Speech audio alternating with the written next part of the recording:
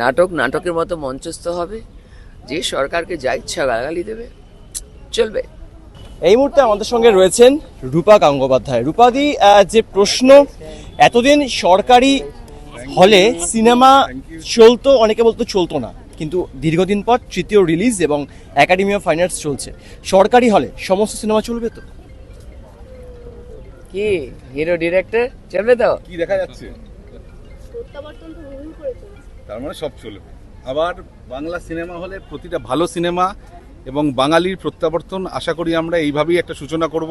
আজকে আমরা যেটা করতে এসেছি সিনেমার উদযাপন, সিনেমার উদযাপনটাই মেন, আমাদের শিল্প সংস্কৃতির উদযাপন। ধরে নেওয়া যে আজ থেকেই শুরু হলো উদযাপন। রূপাদি, ব্যান্ড কালচার উঠে যাবে তো বাংলা ইন্ডাস্ট্রি থেকে? হ্যাঁ।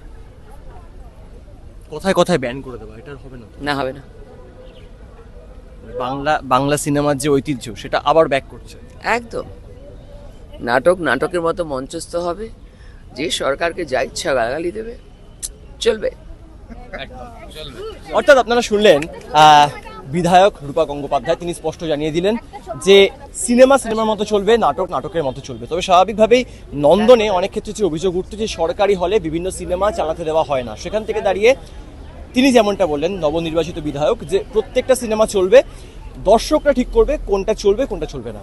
ক্যামেরা কিশোর মুখোপাধ্যায়ের সঙ্গে সুব্রজিৎ চক্রবর্তী, এই সময় লাইভ, কলকাতা।